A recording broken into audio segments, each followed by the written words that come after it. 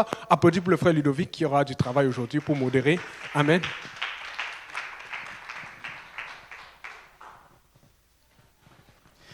Bonsoir tout le monde. Je me présente justement, je me prénomme Ludovic pour ceux qui ne me connaissent pas. Le sujet, il y a plusieurs sujets qui ont été abordés ce soir. Maintenant, on va commencer à parler de l'unicité. Est-ce que, comme d'habitude, on va commencer. Est-ce qu'il y en a parmi vous qui ont des questions ou qui veulent apporter une certaine contribution, explication?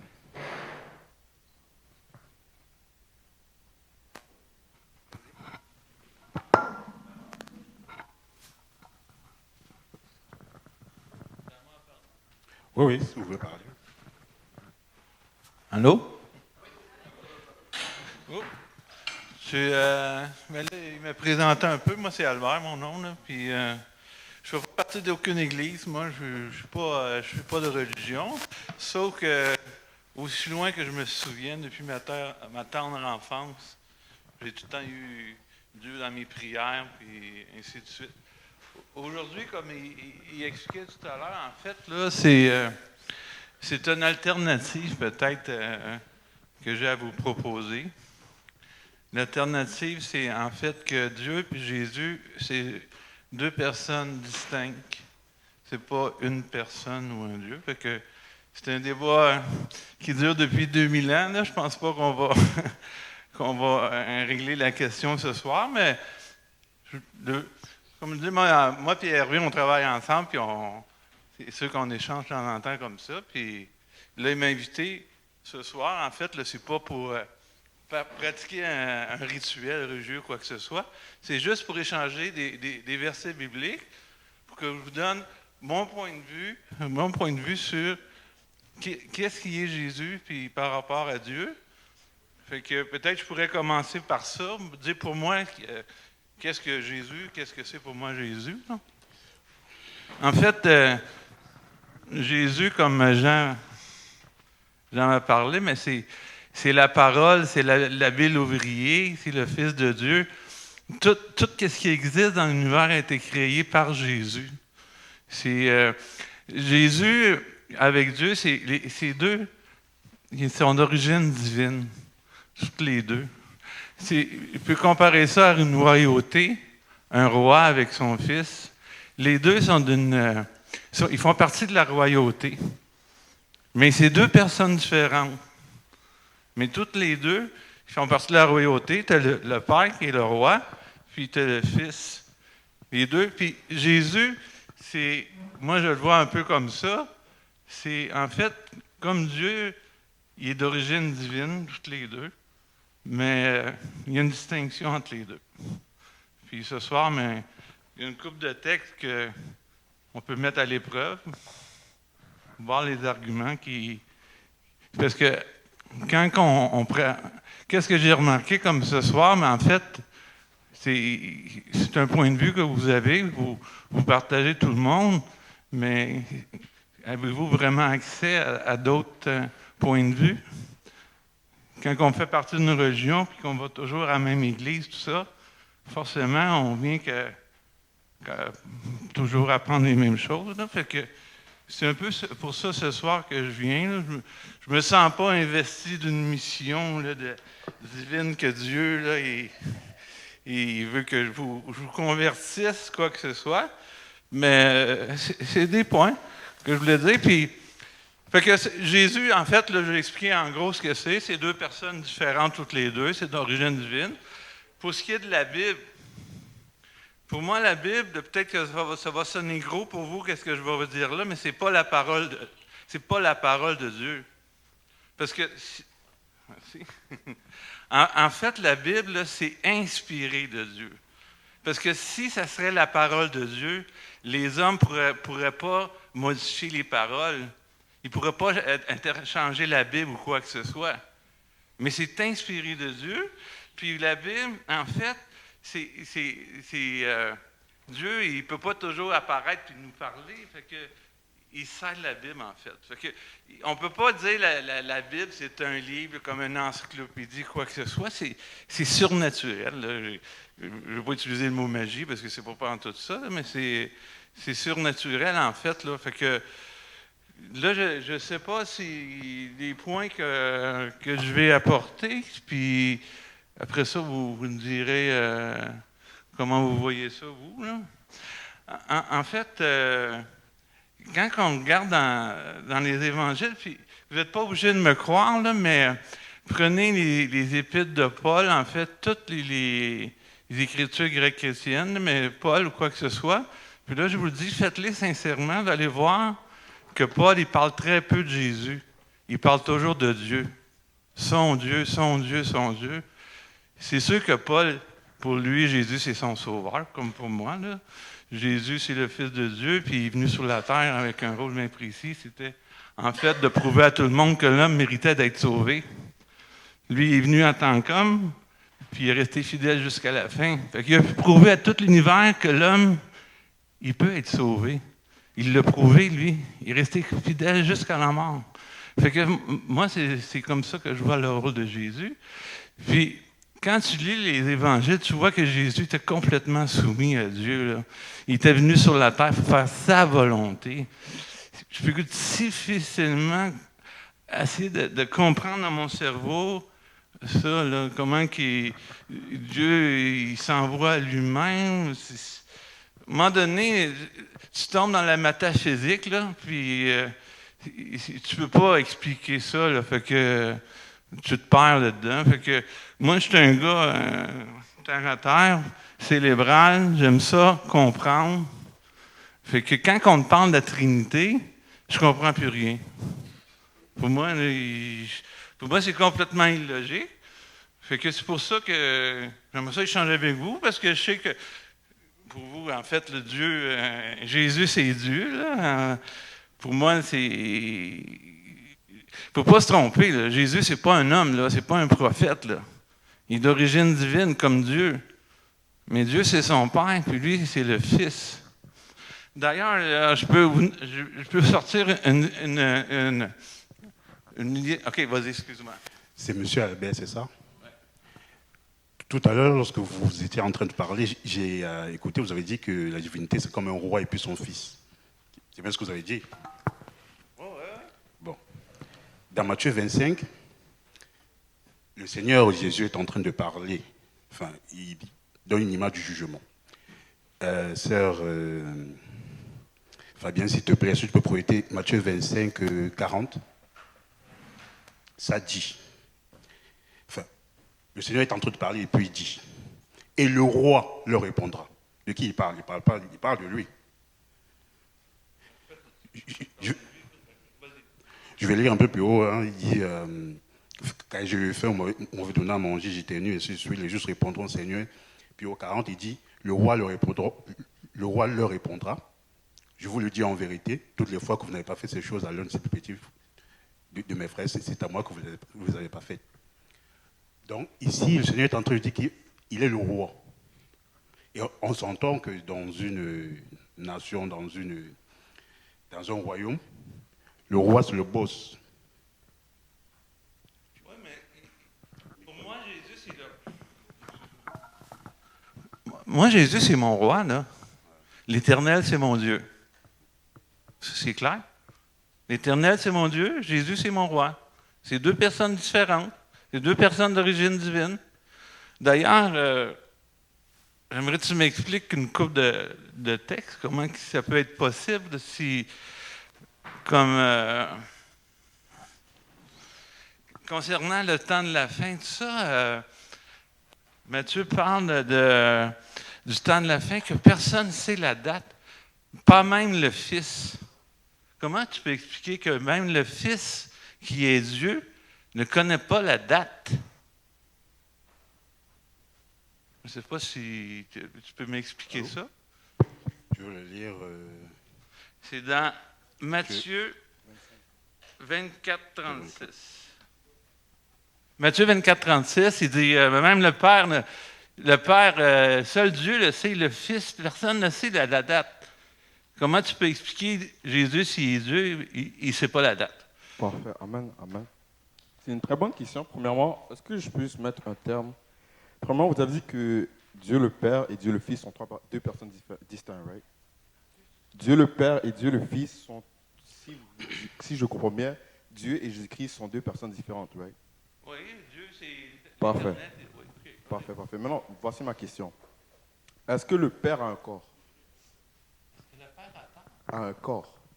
Est-ce que tu peux le voir? Est-ce qu'il peut bouger? Non. Dieu n'a pas de corps, Ceux right? qui l'adorent en esprit, en vérité. Amen. Maintenant, Jésus-Christ, est-ce qu'il y a un corps? Est-ce que Jésus-Christ, c'est qui en fait? Jésus, C'est son fils, right? La définition du fils, c'est quoi? définition d'un fils. Ouais, d'un fils. Ben, ça dépend si tu regardes du point de vue humain. Là. Si tu regardes du point de vue spirituel, c'est autre chose. Amen, mais en base, la définition de fils, c'est né d'une mère. Est-ce que tu me Ça suis? dépend, parce que dans la Bible, Jésus nous appelle Les enfants de Dieu. les Yes. enfants. Tu sais, ça dépend du contexte. Là, Parfait. qu'est-ce que ça veut dire? Ça? Parfait. Pour répondre juste à ta première question par rapport à Matthieu 24, si tu vois bien, il dit que seul le Père connaît la date. Mais tu vas voir qu'il va donner toute la description de qu'est-ce qui va arriver. Si tu te poses juste une question, tu vas te dire, mais comment il ne sait pas la date, si on va par l'Écriture, il ne sait pas la date, mais il est en train de dire toute la description. C'est juste pour dire que sa venue n'était pas là pour ça. Si tu vois bien par les Écritures, la Bible dit que dans Jean 1, verset 29, que voici l'agneau de Dieu qui ôtera les péchés de ce monde. Donc on comprend que l'arrivée de Jésus-Christ est seulement pour permettre à nous, ceux qui sont loin d'être en mesure d'être sauvés, d'avoir le salut en tant que tel. So, Jésus-Christ est seulement le Fils. Comme on voit dans Luc 1, 35, si la sœur Fabienne peut mettre Luc 1, verset 35. On va voir la raison pourquoi on l'appelle Fils de Dieu. Parce que si on voit par les Écritures, le Père en tant que tel, bon, si je me mets en tant que trinitaire, n'est pas réellement le Père de Jésus-Christ. Par ce verset-là, on voit bien que ce n'est pas la vertu du Saint-Esprit. So, on comprend bien que le Saint-Esprit, si on va dire, l'ange lui répondit, le Saint-Esprit viendra sur toi et la puissance du Très-Haut te couvrira de son ombre. Mais qu'est-ce qui est venu sur la Vierge Marie? C'est le Saint-Esprit. Parfait, parfait. Cela, tu vois bien qu'en tant que tel, c'est le Saint-Esprit qui est venu sur la Vierge Marie. Parce que la raison pour qu'on l'appelle le Fils de Dieu, c'est parce que c'est par le Saint-Esprit, dans la Vierge Marie, qu'il est né le bébé Jésus-Christ. So, on comprend bien que Fils de Dieu n'est seulement un titre qui est accordé pour dire qu'il est né, il a un commencement, pour dire qu'il est né d'une mère en tant que tel. Parce que c'est pour ça qu'on dit Fils, Fils de Dieu. Pour dire qu'en tant que tel, Mais ça ne répond pas à ma question. quelle est la Pourquoi vôtre? que Jésus, c'est pas la date, c'est Dieu? Parce que Clairement, concrètement, sa venue n'était pas pour dire la date. Sa venue, la question qui est venue pour la date. non, sa venue Si je n'était... te pose une question, pourquoi que Jésus, il devrait être au courant de la date? Je sais qu'il n'est pas venu pour prêcher la date, là. Ok. Mais c'est le minimum, s'il est Dieu, il doit savoir La quand date. est-ce qu'il Parfait. va venir. Ben, on va aller dans Matthieu 24. Si tu vois Matthieu 24, verset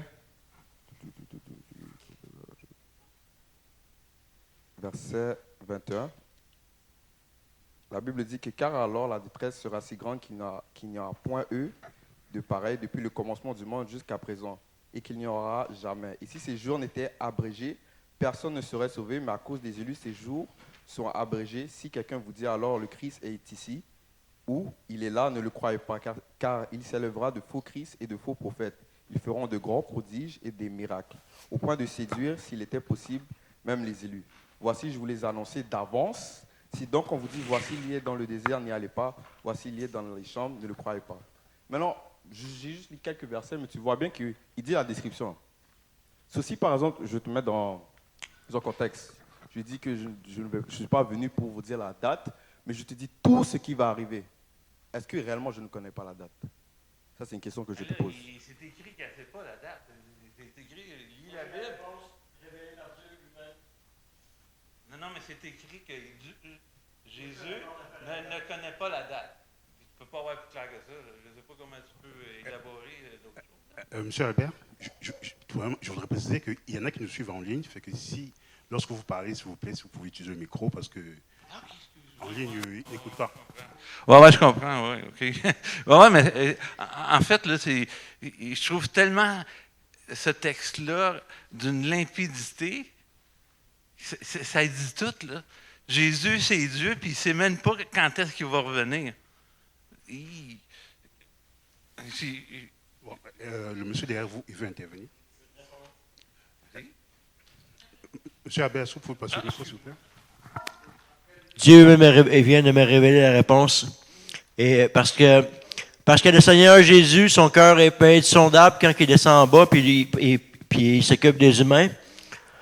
Si Jésus s'arrête tout ce que Dieu n'a pas dit à Jésus absolument pas quand il était pour revenir, absolument pas ces choses, parce que si Jésus venait à savoir ces informations-là, et c'est lui qui descend des fois pour venir voir des âmes du ciel à la terre, alors Jésus ne doit pas savoir lui-même que ça va être quand, à cause que les esprits un peu aussi vont tous savoir qu'est-ce qui va se passer dans le futur à travers lui, les humains sur la terre. Quelqu'un d'autre? It's only good for the Holy Father, the Almighty Yahweh, no. Georges. Moi, j'ai rien compris, là, mais c'est pas grave. Monsieur Albert, Ouais. Oh, OK. je vais vous je demander. peux parler, s'il vous plaît. Là, je parle au micro. Ouais, c'est bon, là. Hein? C'est bon? Ok, moi, je pense que Jésus, quand il dit là qu'il est bon, en tant que fils, c'est la chair, en fait. L'homme en chair, qui est... Mais Dieu, il est Dieu en esprit, mais sur terre, il est fils en chair. Donc, en tant que fils, moi, je pense que, bon, il connaît, bon, en tant que saint, l'Esprit Saint qu'il est, de Dieu qui est Dieu, il est en esprit, mais en chair, il est fils. Donc, en tant que fils, peut-être il ne connaît pas quand il entre dans le rôle du fils, de l'homme chair qui va mourir. Au même titre qu'en tant que fils, il était un humain, il sentait mal. D'ailleurs, que sur la croix, à un moment donné, il a presque douté.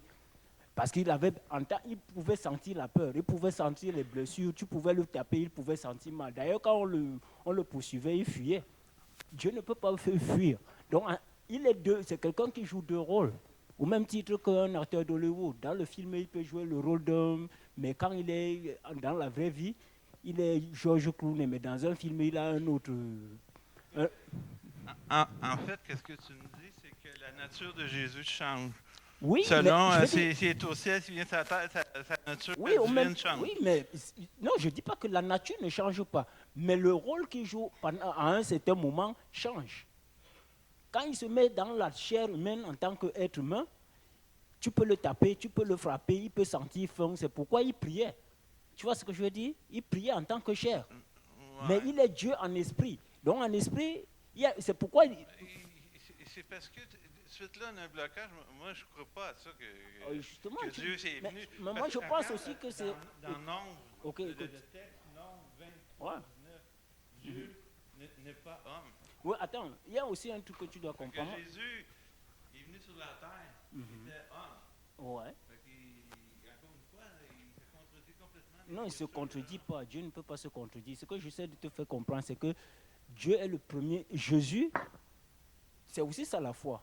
Parce que au même titre que quand tu entres c'est bien décrit que on va baptiser au nom du Père, du Fils et du Saint-Esprit. Mais la foi, ça grandit aussi. Plus tu vas loin, plus tu te rends compte qu'il y a certaines versets d'où ça dit vraiment que tu dois baptiser au nom de Jésus. Donc c'est un truc, c'est au même titre que un enfant né bébé, il grandit. Aussi dans la Bible, c'est comme ça. Plus tu grandis, plus tu découvres d'autres choses. Mais Donc, tu me dis que Dieu, pas Dieu, mais Jésus, oui. est-ce qu'il grandit, lui? Est-ce qu'il va, Non. il va aller dans... Non, il va je être ne parle supérieur? pas. Mais non, je suis en train de. Lui-même, il ne change pas. Mais ses rôles, à certains moments, ça change. Quand il se met en être humain, tu vas le frapper, il va sentir mal. Mais quand il est en esprit, il peut te parler des choses d'esprit que tu ne vas pas comprendre. Mais moi, je pense aussi que c'est le but qu'il est venu. Pour nous, la parole, en tant que. Il pouvait faire tout ce qu'il pouvait faire en tant que Dieu sans venir dans le monde. Mais il fallait qu'il vienne dans le monde. Pourquoi? Parce que quelque part, il fallait aussi qu'il nous... En tant que ils vivent un peu en tant qu'être humain. Donc, il essaie un peu on essaie de le voir vivre. Pour moi, son arrivée n'était pas non seulement pour mourir, nous racheter par son sang, mais il fallait aussi donner peut-être l'exemple de l'humain, comment vivre dans ce monde que nous vivons en tant qu'humains. Okay. C'est pourquoi il a pris aussi quelque part la chair humaine pour être un humain sur Terre. Quoi. Monsieur Herbert, je voudrais intervenir, s'il vous plaît. Bon, tout à l'heure, vous avez parlé de Jésus. Bon, je voudrais qu'on comprenne que Dieu est esprit, ça c'est clair. Bon, vous avez certainement lu dans les Écritures que Jésus, lorsqu'il était sur terre, il dormait, n'est-ce pas? Quand Jésus... Lorsque Jésus était sur terre. Sur terre, OK. Quand Jésus était sur terre. Il dormait. Il dormait. Vous l'avez lu, je pense. Oh oui, il dormait comme un homme, hein? Voilà. Bon, pensez-vous que dans le ciel, là où Jésus est actuellement, est-ce qu'il dort? Il ne dort pas. Parce que lorsque le Seigneur était sur terre, il n'avait pas encore un corps glorifié. Ça, c'était la dimension du Fils. Et on s'entend que Dieu ne dort pas. On s'entend. Dieu est là. Dieu ne dort pas, mais Jésus, c'était pas Dieu là, non plus. Là. Toi, je sais que c'est ton point de vue, là, que Jésus, c'est Dieu. Là. Oui. Mais moi, mon point de vue, Jésus n'est pas Dieu. Fait que, quand il est venu sur l'humain, quand il est venu sur la terre, là, Jésus, justement, c'était ça le point. Il voulait qu'il vienne en tant qu'être humain, en tant qu'un humain pas imparfait, mais qui va faire face à toutes les choses qu'on va faire. Tu sais. Il n'est pas venu sur la terre comme Dieu. Là. Il est venu. C'est parce que la question qui était soulevée, c'est quand on va dans les textes originaux, en fait, tout tourne autour de ça. C'est une question de souveraineté. Dieu nous a donné le libre arbitre. Mais une condition, si on a le libre arbitre, il faut qu'il y ait un guide. Il faut qu'il y ait un seul guide qui dirige tout. Puis lui, tout tourne autour de ça. Regarde l'histoire du peuple juif. Qu'est-ce que Satan a toujours essayé de faire? C'est de dire que Dieu, c'est pas Dieu, qu'il y a d'autres dieux. Regarde le veau d'or. Regarde toute l'histoire du peuple juif. Les rois, Salomon, ainsi de suite. Où qui ont péché, c'est qu'ils ont adoré d'autres dieux. Toujours la même question. Qui a le droit de souveraineté sur la terre? C'est Dieu. Fait que ça, c'est mon point de vue. C'est Dieu qui dirige tout au complet. Ensuite de ça, comme j'ai expliqué, mais en fait, Dieu est esprit avec l'Esprit Saint. Tout ce qui est matériel, c'est Jésus qui le fait, là. En fait, c'est Dieu par l'intermédiaire de Jésus. Il est appelé Jésus l'habile ouvrier. Dans le sens que c'est Jésus qui a créé la terre, mais à partir de l'Esprit Saint de Dieu. Justement, c'est ça que vous étiez en train de dire tantôt. Lorsque Dieu voulait venir sur terre, et il a choisi, parce que le moyen d'opérer sur terre, ça prend un corps. Et Dieu est venu sur terre au travers de Jésus. Oui, OK. Ça, tu peux le dire, là, mais montre-moi dans la Bible. Montre-moi les textes qui appuient, en fait, ce que tu dis. Oui. Parce que, regarde, moi, je vais te nommer plein de textes là, que c'est impossible que Jésus soit Dieu. Là, OK? Okay. Là, je t'en ai nommé un, juste celui-là, qui ne sait pas la date qui va revenir. Pour essayer Dieu, c'est surprenant. Là, je sais bien que vous avez donné une explication. Probablement, c'est moi qui n'ai pas l'esprit ouvert, mais je n'ai pas rien compris dans vos explications. Puis, on peut en faire plein d'autres. Dans Jean 14, 28, Jésus dit « Le Père est plus grand que moi ». Tu vois qu'il y a une distinction. Là. Jésus il dit « Le Père est plus grand que moi ». Comment tu peux expliquer ça? Puis, un autre texte dans Luc 18, 19, Jésus dit « Un seul est bon, Dieu ». Il me semble que tu ne peux pas avoir plus clair que ça. Dans Philippiens 2, verset 9, il parle de Jésus. Il dit Dieu l'a élevé à une position supérieure. Jésus, fait que s'il était Dieu quand il était sur la terre, comment il a fait pour l'élever dans une supérieure à Dieu? Okay. Comment il a fait Dieu pour élever Jésus supérieur à Dieu s'il est déjà Dieu? Oui, je vais donner quelques versets, d'accord, pour répondre à ta question. Okay. 1 Corinthiens 15, ça dit, Dieu en effet a tout mis sous ses pieds, mais lorsqu'il dit que tout lui a été soumis, il est évident que celui qui lui a soumis toutes choses est accepté.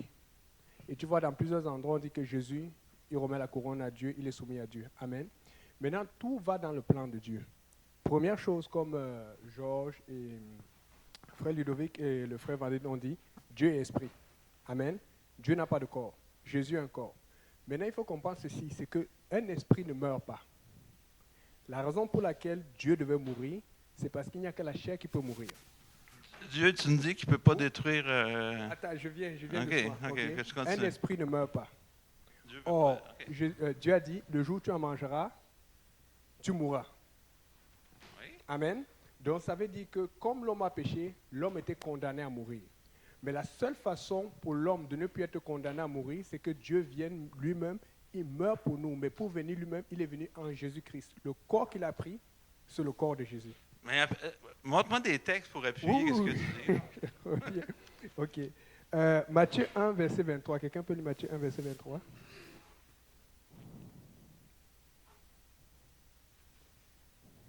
Après ça, pardon, laisse-moi finir. Je vais donner d'autres tests, d'accord? Matthieu 1, verset 23. Je lis au nom de Jésus.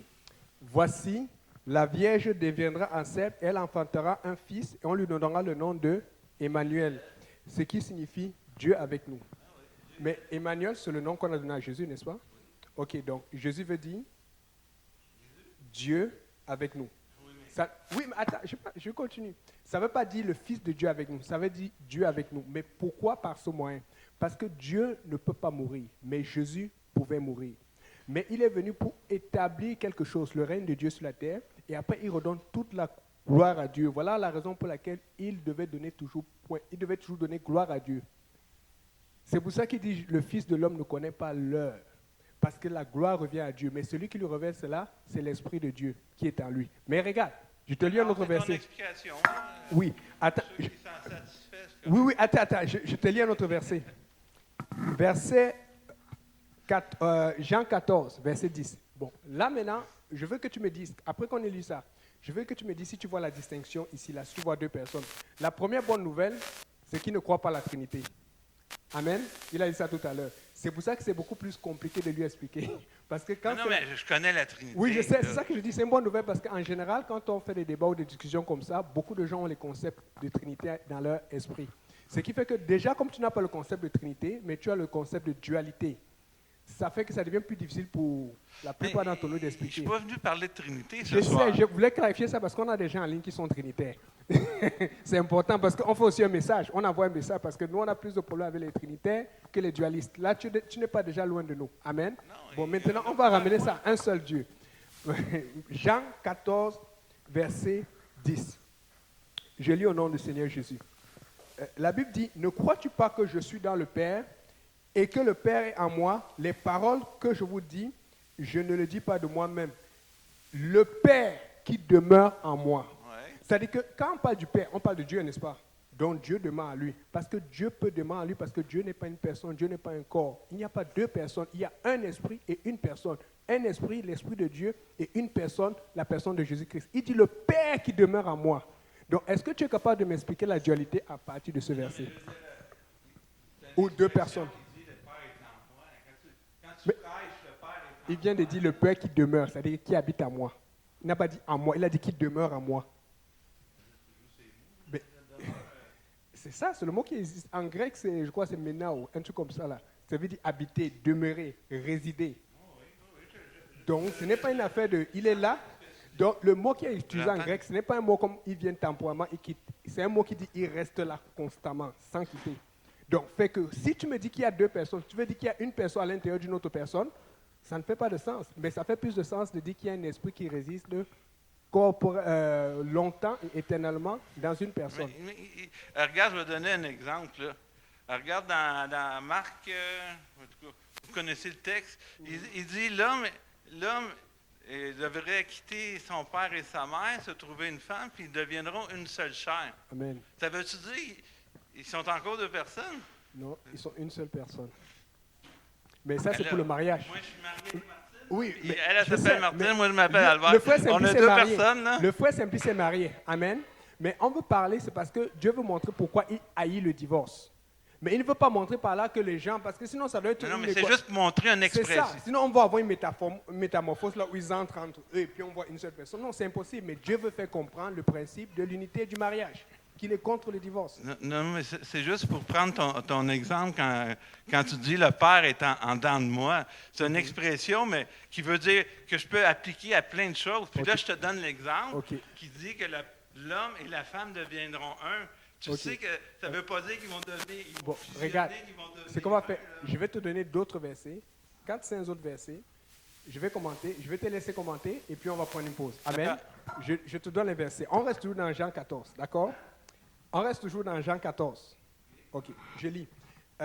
La Bible dit que votre cœur ne se trouve point, croyez en Dieu et croyez en moi. Il y a plusieurs demeures dans la maison de mon Père. Si cela n'était pas, je vous l'aurais dit.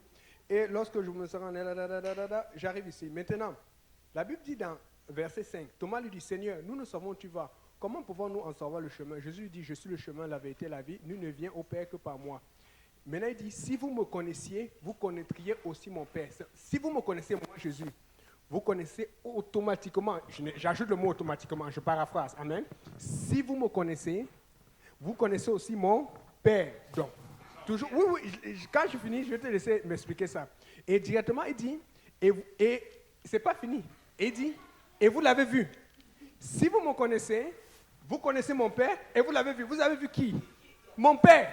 Parce que lui, il est en face de lui. Je continue. Maintenant, la Bible dit ici, Philippe lui dit, Seigneur, parce que ça devenait compliqué, peut-être Philippe était comme certains d'entre nous, il ne comprenait plus rien, il dit non, ça c'est compliqué là. Il dit, parce que nous savons, on a lu dans le verset que Dieu est plus important, n'est-ce pas? Et si Dieu est plus important, tu veux toujours aller vers celui qui est plus important. Alors, il dit alors au Seigneur Jésus, il dit, Seigneur, montre-nous le Père, et cela nous suffit. Quand on voit une fois Dieu, on arrête de discuter et de chercher encore d'autres. Regarde ce qu'il répond. Il dit, il y a si longtemps que je suis avec vous et tu ne m'as pas connu. Il a demandé à Philippe de lui montrer. Philippe lui a demandé de lui montrer le Père. Et Jésus lui répond, il y a si longtemps que je suis avec vous et tu ne m'as pas connu. Donc, ça veut dire qu'est-ce que tu comprends? Qu'il fait référence à quelqu'un d'autre qui est avec eux? Ce n'est pas lui qui est avec eux en ce moment qui est en train de discuter. Bon, continuons. Continuons. La Bible dit ici, Philippe, celui qui m'a vu a vu le Père. Bon, là, alors, qu'est-ce que tu vas dire? Il vient de dire, celui qui m'a vu... Moi, je vais- C'est ça. Continuons. Celui qui m'a vu... Oui, j'ai fini. Après, tu vas répondre. Celui qui m'a vu a vu le Père. Comment dis-tu, montre-nous le Père? Ne crois-tu pas que je suis dans le Père et le Père est en moi? Donc, je te laisse commenter. Prends ton micro.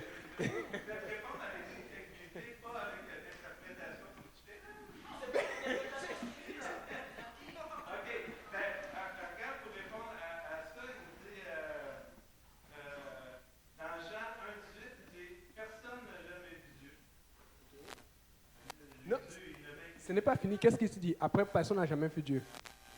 Mais continue la suite. Continue la suite du verset. Ok, quelqu'un peut lire ça. La suite du verset dit plus. Jean 1, verset 18. Mais il dit, le Fils l'a fait connaître, l'a fait rêver. Et c'est ça que Jésus est venu faire. Il est venu faire connaître le Père parce que Dieu venait comme ça en esprit, les gens allaient fuir. Il fallait quelqu'un qui les ressemble, qui marche comme eux, qui souffre comme eux et qui meurt comme eux. Et c'est comme ça qu'il a fait connaître Dieu. Et c'est de ça qu'on parle. Donc, il a fait connaître quelqu'un qui est esprit, mais qui n'est pas chair. Donc, c'est impossible qu'il y ait deux personnes parce que c'est une personne qui a fait connaître un esprit. Ce n'est pas une personne qui a fait connaître une autre personne. C'est ça.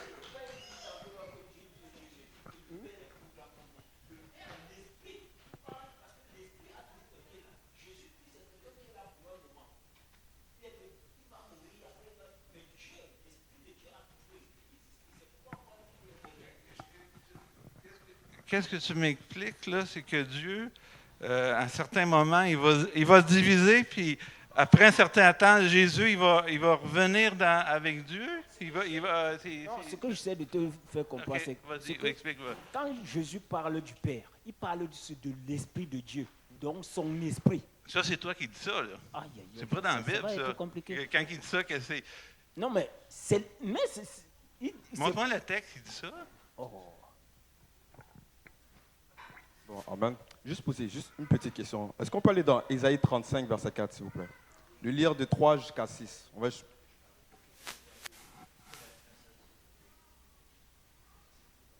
que déjà, s'il n'est pas trinitaire, c'est beaucoup plus facile. Moi, je pensais que je parlais à un trinitaire. Amen. Est-ce qu'on peut lire Ésaïe 35, verset 3 jusqu'à 6?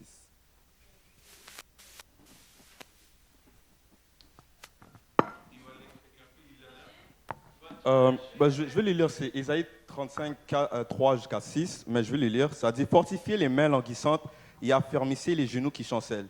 Dites à ceux qui ont le cœur troublé, prenez courage, ne craignez point. Voici votre Dieu, la vengeance viendra, la rétribution de Dieu, il viendra lui-même et vous sauvera. Alors s'ouvriront les yeux des aveugles, s'ouvriront les oreilles des sourds, alors les bateaux sautera comme un cerf et la langue du muet éclatera de joie, car des eaux jailliront dans le désert et des ruisseaux dans la solitude. Là, on fait allusion à le Messie en tant que tel. Si on va dans Matthieu 11, peux-tu aller dans Matthieu 11, verset 5 jusqu'à 6, la Bible dit, je lis au nom de Jésus, la Bible dit que les aveugles voient, les boiteux marchent, les lépreux sont purifiés, les sourds entendent, les morts ressuscitent et la bonne nouvelle est annoncée aux pauvres. On voit bien que Matthieu 11, 5, 6 et Isaïe 35, 3 jusqu'à 6 font allusion à ça. C'est-à-dire que maintenant, quand Jésus-Christ est venu, les aveugles ont vu, les boiteux marchent, et toutes les choses qui étaient prophétisées dans le livre d'Ésaïe sont accomplies en ce lieu. Non seulement ça, mais si tu peux aller dans Colossiens 2, verset 9. Je vais juste continuer. Ouais, Colossiens 2, verset 9.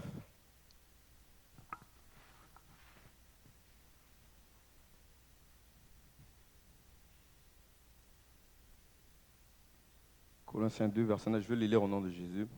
Car en lui habite corporellement toute la plénitude de la divinité. Si on voit qu'en Jésus-Christ, il y a toute la plénitude de la divinité. Donc maintenant, si Dieu, on va dire que Dieu le Père et Dieu le Fils, on va dire d'autres perspectives, si le Dieu et le Fils sont distincts. Maintenant, en Jésus-Christ, qu'est-ce qu'il y a?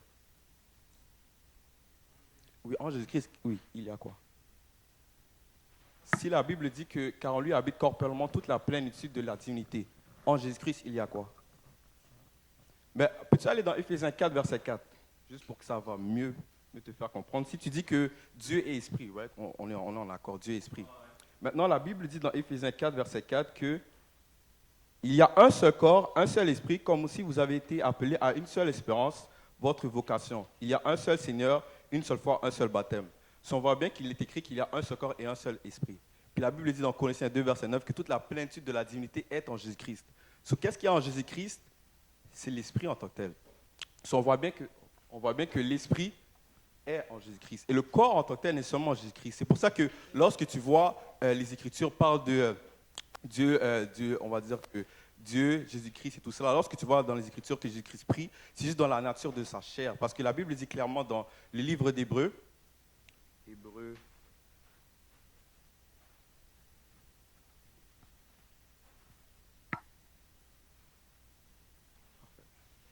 on va continuer juste après. Bon, est-ce qu'on peut pas demain pour le frère Ludovic? On va continuer tantôt.